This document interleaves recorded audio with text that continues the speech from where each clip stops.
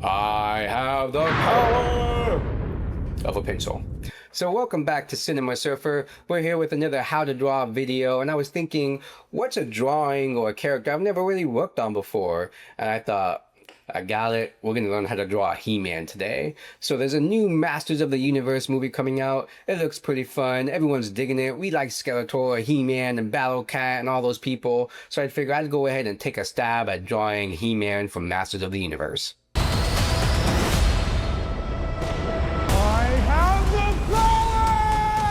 And like with all these videos, remember to have your paper and your pencil ready. If the video is a little bit too quick for you, that's cool. You can slow it down or pause it here and there, whatever works best for you. Remember to like, subscribe, leave a comment, and don't forget to check out the art merch store.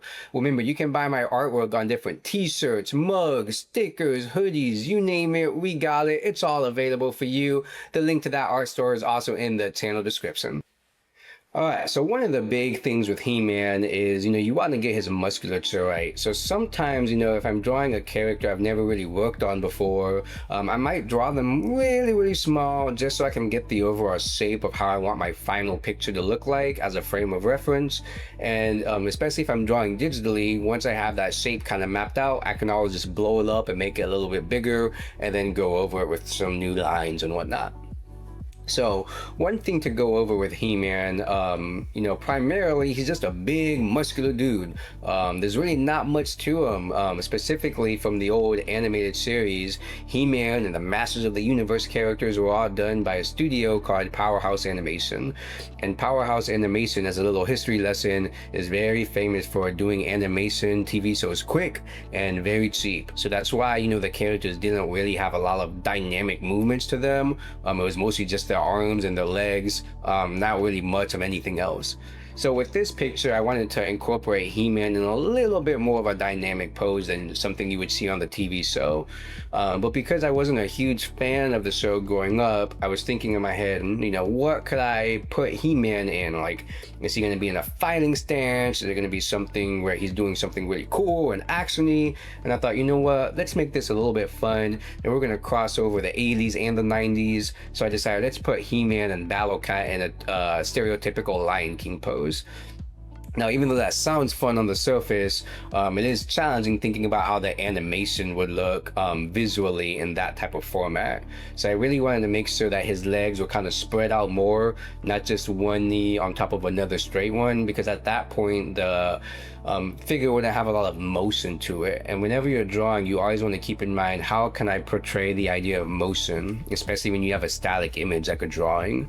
Sometimes it's easy just to fall into the category of just making things look flat and surface level.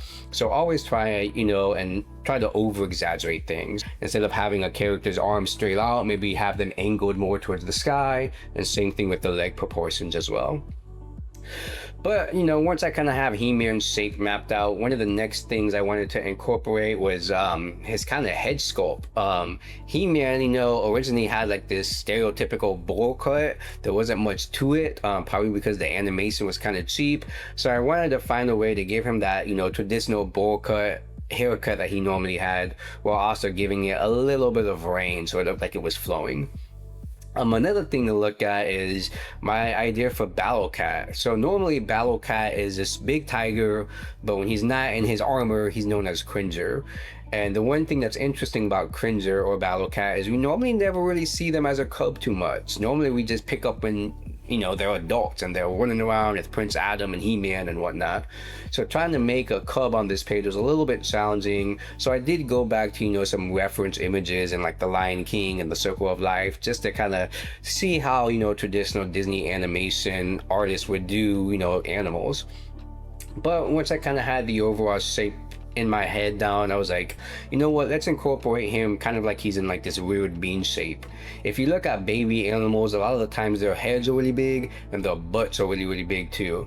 So with this scenario, you can kind of see he has a little bit more weight at the bottom of that bean shape, especially with these big chunky legs, and he has this really big cat head. But another thing that was going to be a little bit challenging with Battle Cat is I wanted to incorporate the armor somehow. And sometimes it's a little bit easier if you draw the overall shape of the cat first without anything on, just the anatomy of it, and then go back and try to incorporate, the armor pieces on top of it. But once I have those shapes in, I can kind of go through with my final lines and decide where I want specific musculature to be and how it should look and whatnot.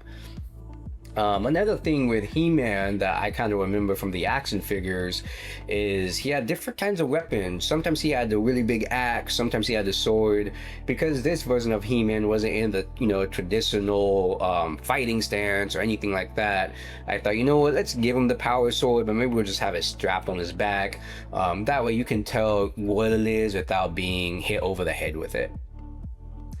But overall, yeah, there's really not much to this character.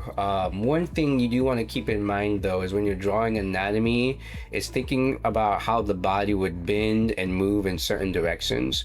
So in this case, you have to remember if He-Man's holding something up this way, he's really not going to be hunched over a lot. His back going to be kind of arched a little bit, especially when he has a lot of weight on that left leg, which you can kind of, see in this image as well. So keeping in mind, I wanted to add a little bit of a bend towards his back, but not make it too much to where it looks too cartoony, even though it is an animated property. But another thing to kind of know is something I do a lot in my drawing is flipping the image. You can also do this on paper. The idea when you flip an image like this, it just helps you see something from a new perspective. And sometimes what you think looks really good in your eyes, once you flip over a page, you might realize, oh snap, the anatomy for this arm is wrong, or this leg is too big compared to another one. Something I learned is on the iPad, you can just pretty much click a button and it'll flip it for you. But if you're drawing on paper and you really want to, incorporate the same practice, something I used to do is take the paper and either just flip it and put some type of light source behind it, whether it's like your phone light or you're putting it on a window, just so you can kind of see through the page, especially if you're drawing on thicker paper. But once I kind of have my ink lines in, one thing that was a little bit tricky was trying to find specific colors for He-Man, especially with his hair. In the cartoons, they use very simple colors. It's kind of more of like an orangey yellow color, so I thought I might try to incorporate that as well, without making it look too realistic, because at the end of the day, he's still a cartoon character from the 80s. Same thing with his skin tone. He kind of has, this bright orange skin tone as opposed to, traditional like Caucasian skin. So that's something else you want to keep in mind as well when you're drawing. Sometimes use image references, whether it's something you see on TV or in a magazine or someone else's drawing, just to help remind you of what the colors should like so it doesn't look a little bit off. Speaking of looking a little bit off, one of the things I kind of try to do with this He-Man picture is give him, somewhat realistic eyes, where you had his pupils and then you had a different color on the outside. And the more I did it, the more I realized, it just wasn't looking right. Yeah, it was recognizable as He-Man, but it just didn't fit with what I wanted. So at the end of the day, I simplified it and I just gave him all black pupils with a little bit of a white hint. And while that seems very simple, for whatever reason, it just matched the entire dynamic of my picture. So that's what I ended up going with. Same thing with his eyebrows. Instead of giving him like these big bushy blonde eyebrows, I just kind of made them, really thick and black, very simplified, cartoony. But as you can see in the picture, it works very well. Do what feels right and don't try too hard sometimes. Oh man. But yeah, once you kind of have the colors out and, framed a little bit, one thing I like to do sometimes is when I'm drawing on an iPad is put like I don't know what you would call it, kind of like a textured look on the top, just so I can kind of see how the colors might blend a little bit, especially if I want to print these as stickers or on merchandise. Sometimes having a textured feel just makes them feel a little bit more tangible, if that makes sense. Another fun thing about drawing He-Man is the color of Battle Cat. So Man, I remember the very first He-Man figure I saw. It wasn't He-Man, actually, it was Skeletor. And let's be honest, Skeletor is an amazing villain. We all love the voice, ha ha ha ha, He-Man. It just works. I don't know why. It's silly and goofy, but we all like it. But I remember Skeletor had like this big purple panther, and it came with the action figure. And when I saw that in a toy store, I was like, oh my God, that's pretty awesome. Why can't I buy one of these? And then I remember finding out a few years later that He-Man actually had one too, but it was this really big tiger and it was green, which was my favorite color. And I was like, that's me in heaven. I need to buy one of those. Actually, now that I think about it, I've never owned a Battle Cat. I should probably fix that and maybe buy one just for fun.